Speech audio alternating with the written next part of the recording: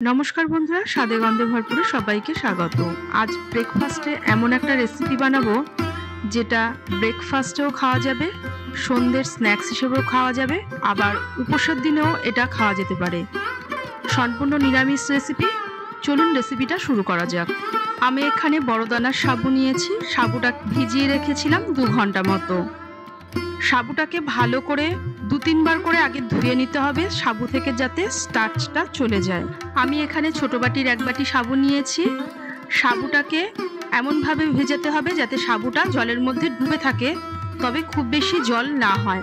আপনারা যদি জলের পরিমাণটা বুঝতে না পারেন তাহলে জলটা এরকম হবে, যতটা পরিমাণে সাবু নেবেন ঠিক ততটা পরিমাণেই জল দেবেন। ওই একই বাটির হাফ বাটি আমি মুগ ডাল নিয়েছি। মুগ ডালটাকেও আমি ভিজিয়ে রেখেছিলাম ঘন্টা 2। একটা ফ্রাই প্যান বসিয়েছি, দিয়ে দিচ্ছি 1 মুঠো কাঁচা বাদাম। আমি এখানে কাঁচা বাদাম নিয়েছি, তাই ড্রাই রোস্ট করে নিচ্ছি। বাদামগুলোকে শুকনো খোলায় ভেজে নিচ্ছি যাতে বাদামগুলো থেকে ময়েশ্চার চলে যায়। আপনারা ভাজা বাদাম নিলে ভাজার প্রয়োজন নেই। বাদামগুলোকে নামিয়ে নিয়ে ঠান্ডা করে নেব, তারপর একটা মিক্সিং জারের মধ্যে বাদামগুলোকে গুঁড়ো করে নেব।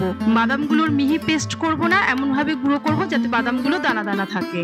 আমি একটা চামচের সাহায্যে তুলে দেখিয়ে দিচ্ছি। সাবুটা আমি 1 বাটি ভিজিয়েছিলাম, ছোট বাটির, ভিজে কিন্তু এটা ডবল হয়ে গিয়েছে। এবার ভিজিয়ে রাখা সাবুর মধ্যে আমি বাদাম গুঁড়োটা ঢেলে দিলাম। এবার দুটো একসাথে মিশিয়ে নিচ্ছি। এইভাবে মিশিয়ে নিলে সাবুটা যখন রান্না করব সাবুগুলো ঝরঝরে থাকবে। আবারও ফ্রাই প্যানটা আমি বসিয়ে দিয়েছি খিচুড়িটা রান্না করার জন্য। দিয়ে দিচ্ছি বড় চামচের 2 চামচ ঘি। গ্যাসের ফ্লেমটা লোতে রেখে আমি ঘিটাকে গরম করে নিয়েছি। এবার দিয়ে দিলাম হাফ চামচ সাদা জিরে। জিরেটাকে প্রথমে কয়েক সেকেন্ড ভেজে নেব ঘিয়ের মধ্যে।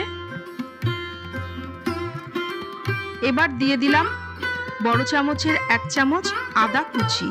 দিয়ে দিচ্ছি 3টে কাঁচা লঙ্কা কুচি, ঝালটা নিজেদের স্বাদ মতো দেবেন। আর দিয়ে দিলাম 1 মুঠো ফ্রেশ কারি পাতা। আদা, কাঁচা লঙ্কা আর কারি পাতাটাকে কয়েক সেকেন্ড একটু ভেজে নেব ঘিয়ের মধ্যে। খুব ভালো একটা গন্ধ বেরোচ্ছে কারি পাতা আর আদার। কয়েক সেকেন্ড ভাজার পর এবার দিয়ে দিচ্ছি একটা ছোট সাইজের আলু, ছোট ছোট ডুমো করে আমি কেটে নিয়েছি। যেহেতু সাবুটা আগে থাকতে ভেজানোই আছে, তাই আলুটা আমি খুব ছোট ছোট করে কেটেছি যাতে তাড়াতাড়ি হয়ে যায় রান্নাটা। কারণ সকালবেলা ব্রেকফাস্ট করার সময় আমাদের হাতে তেমন সময় থাকে না। স্বাদ মতো লবণ দিয়ে আলুটাকে ভালো করে ভেজে নেব যাতে আলুটা সেদ্ধ হয়ে যায়।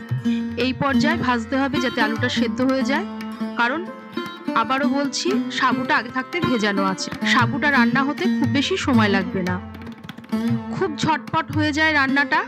একটা ঢাকা দিয়ে দেব যাতে আলুটা তাড়াতাড়ি সেদ্ধ হয়ে যায়। মিনিট খানেক পর ঢাকাটা খুলে দেখে নিচ্ছি আলুটা ভাজা হয়েছে কিনা। আলুটার মধ্যে একটা কালার চলে এসছে। আমি কিন্তু এখানে হলুদের ব্যবহার করব না, আপনারা চাইলে হলুদ দিতেই পারেন। আলুটা ভালো করে ভাজা হয়ে গিয়েছে আর আলুটা সেদ্ধও হয়ে গিয়েছে। এবার দিয়ে দিচ্ছি ভিজিয়ে রাখা মুগ ডাল। মুগ ডালটাকেও আমি ঘিয়ের মধ্যে কয়েক সেকেন্ড ভেজে নিচ্ছি। এই রান্নাটাতে হলুদ ব্যবহার হয় না, তবে আপনারা যদি চান তাহলে হলুদ দিতে পারেন। এটা একটা মহারাষ্ট্রিয়ান ডিশ, সেখানে কিন্তু মুগ ডালের ব্যবহার হয় না। আমি একটু মুগ ডাল দিয়েছি যাতে খেতে ভালো লাগে। আপনারা চাইলে মুগ ডালটা নাও দিতে পারেন। হাত দিয়ে একটু দেখে নিলাম মুগ ডালটা সেদ্ধ হয়েছে কিনা ভাজতে ভাজতে। মুগ ডালটাও সেদ্ধ হতে খুব বেশি সময় লাগবে না, কারণ মুগ ডালটাও আগে থাকতে ভেজানো আছে। এবার দিয়ে দিলাম সাবুর দানাগুলো। সাবুটা দিয়েও আমি ঘিয়ের মধ্যে নাড়াচাড়া করে নিচ্ছি কয়েক সেকেন্ড।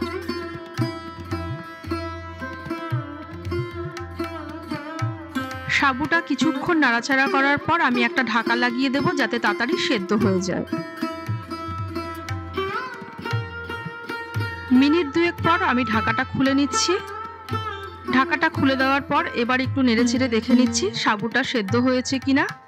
সাবুটা ট্রান্সপারেন্ট হয়ে গিয়েছে, মানে সাবুটা সেদ্ধ হয়ে গিয়েছে। তারপর কিন্তু খুব বেশি ভাজার দরকার নেই, তাহলে সাবুটা খেতে চিউই হয়ে যাবে। এবার দিয়ে দেব স্বাদ মতো চিনি। আপনারা চিনি খেতে পছন্দ না করলে চিনিটা নাও দিতে পারেন, তবে চিনিটা দিলে স্বাদের ব্যালেন্স হবে।